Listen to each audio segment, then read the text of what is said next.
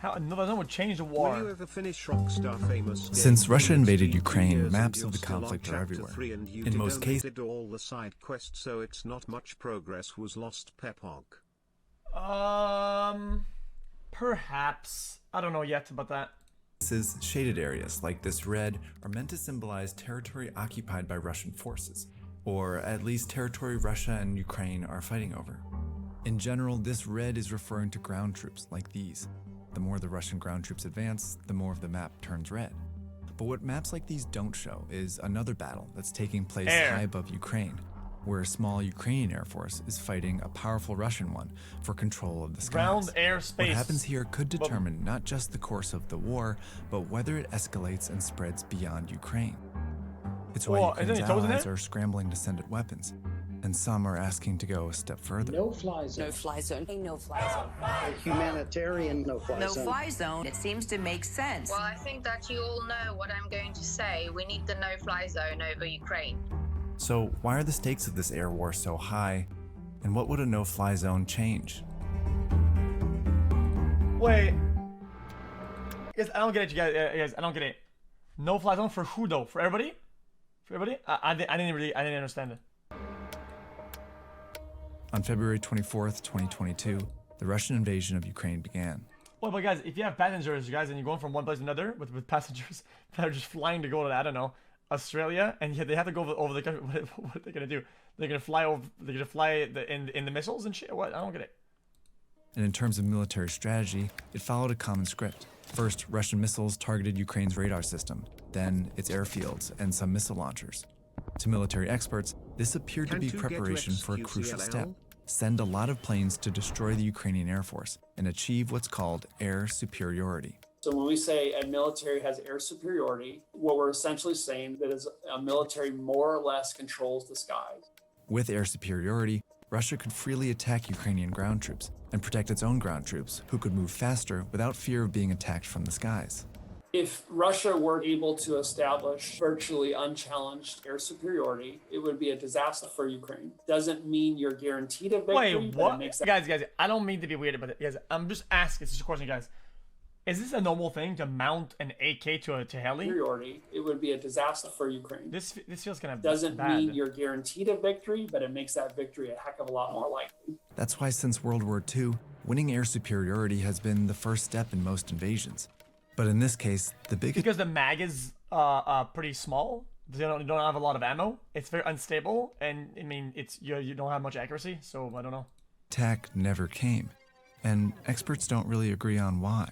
My best informed guess is that the Russians thought that they would be welcomed when they got there. And so when they saw men, women, and children blocking their tank from entering the Ukrainian village, that surprised them. And when you make war plans, including plans RPK, related to air superiority, and if your assumptions are wrong, then your plan is messed up. Whatever happened, it means that more than 2 weeks into the invasion, Russia did not have total air superiority.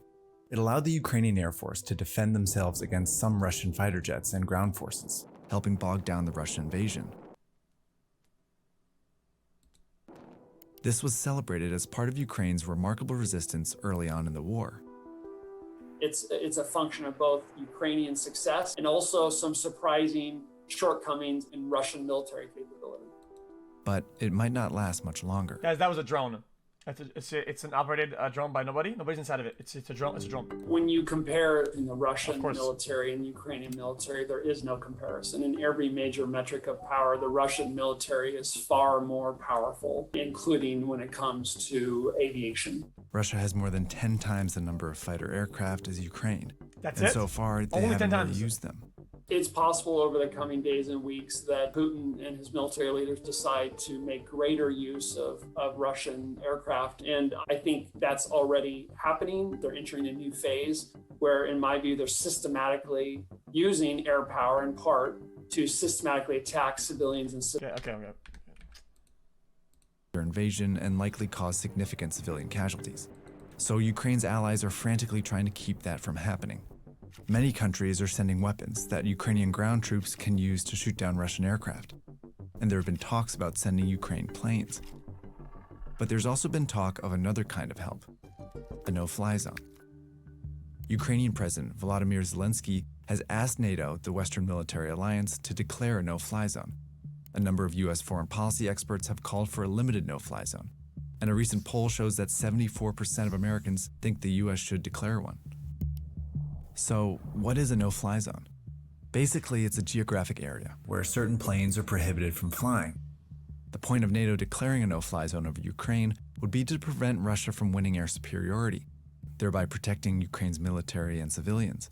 But what makes a no-fly zone complicated is how NATO would have to enforce it. Yeah, that's, I'm so proposed a no-fly confused. zone in Ukraine. If you're going to be serious about it, you have to consider that to enforce it, to make it a real thing, we would actually have to shoot down Russian aircraft. This means NATO would be directly participating in the conflict, escalating the war to involve the US and most of Europe. An establishment of a no-fly zone sooner or later puts us in a high risk of direct combat. I know what everybody's like, oh guys, as I see how people that are very misinformed, it's like, oh yeah, but then they would win. Guys, if NATO were to get involved, I think, if NATO were to get actually involved, they would win instantaneously. But then it would make Russia mauled. It would make and then you have a fucking World War III or some shit, right? Isn't that how it works?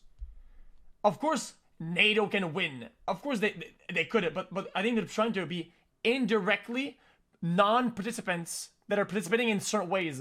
But I think the no-fly zone means that they're very, very directly involved, and then now you have your World War III because then you're gonna maul because that's a very involved way of being involved, motherfucker. Like, and most of Europe. An establishment of a no-fly zone sooner or later puts us in a high risk of direct combat. And don't for a minute think that you can control how that escalates. Once one aircraft gets shot down, whether it's ours or theirs, all bets are off on what happens next. Russia is a nuclear-armed power. Putin's been making a lot of threats to suggest that he thinks nuclear weapons might be an option. All of this would also be true of a limited no-fly zone, which would only cover certain areas, but would be enforced in the same way. Putin has vowed to treat anyone imposing a no-fly zone as a participant in the conflict. And so far, President Biden and NATO leaders have ruled it out. Nobody wins in So war. for now, even while it's... Question, because this is a question against people that know the answer or not. Okay, if you don't know the answer, don't tell me. Does Russia have enough equipment to consistently launch some of their armament? I understand that having a nuclear weapon is one thing. Being able to launch them at high distances is a complete other thing, right? Do they have enough equipment, or to actually use a lot of it? Oh, they do. Allies send weapons, Ukraine will have to do the fighting themselves. Every bone in my body wants to help Ukrainians. They're fighting for all of us, and I weep when I see some of these images. Guys, because this reminds you again. It reminds you a little bit of the Cold War. Why was it so important for somebody to land on the moon? Why was it so important to display that they have the superiority? And if they want to launch nuclear missiles, they can. How? Because nuclear weapons aren't only launched in the air, they have to be launched in space. That's how they get them down, is that they actually have to go outside of the stratosphere, right? And they have to go into space for them to guys, how do people not know this? How are we in 2022 and people don't fucking know this? Yes. They have to go into space. Yes. All that we can to help Ukraine. Yes, absolutely. Also everything we can to avoid direct conflict with Russia. Of course they do. Dumb fuck. Guys, the early attempts of fucking Russia at Sputnik or whatever. Hi. What do you think those are? Do you think that Sputnik is a nice, a cool space shuttle? It's a fucking rocket. It was a rocket made to carry fucking bomb. Are you okay, dude? Dude.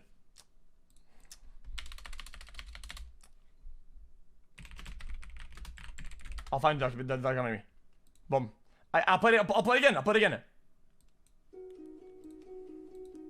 Here's what happened. In the Source? 1960s, we were at war with the Soviet Union, Cold War, and a little bit of hot war over in Southeast Asia. So we fear them because they put up Sputnik, which, by the way, people forget, was an emptied out casing of an intercontinental ballistic missile. And Russia have more than 1,500 nuclear weapons deployed, meaning they are ready to be used and almost... Did you guys listen? Want me Sputnik, to roll back? we fear them because they put up Sputnik, which, by the way, people forget, was an emptied out casing of an intercontinental ballistic missile. And Sputnik it itself means fellow traveler, so it's all peaceful, but it was a ballistic missile head without explosives. So that was a signal, and we freaked in America. So NASA got founded on the fear factor of Sputnik. It's the casing! Exactly, you fucking moron! Oh my god! Exactly! All right, so we then go to the moon on the fear factor that Russia will control high ground. Then we go to the moon, space enthusiasts say, oh, we're on the moon by 69, we'll be on Mars in another 10 years. They completely did not understand why we got to the moon in the first place. We were at war. Once we saw that Russia was not ready to land on the moon, we stopped going to the moon. That should not surprise anybody looking back on it. Meanwhile, however, that entire era galvanized the nation. Forget the war driver.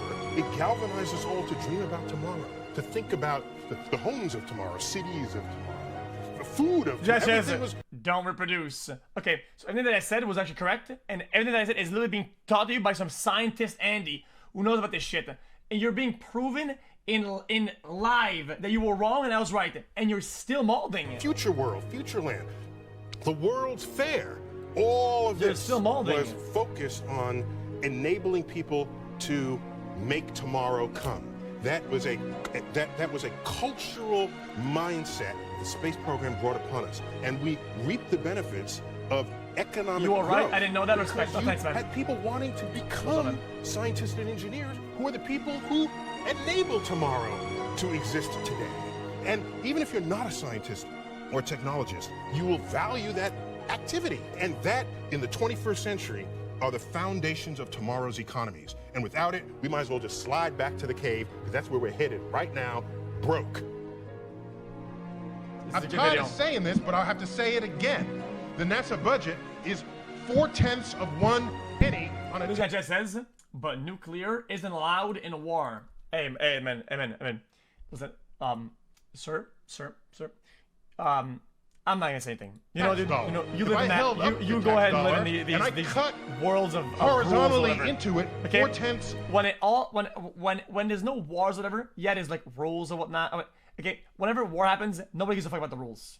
Nobody gives a fuck about nobody cares. Okay, people will pretend they'll act certain ways that they care about. They don't. Okay, 1% of its width. It doesn't even get you into the. When it comes down to it, they do not care. So I will not accept. Think back at all the fucking old times. What is it?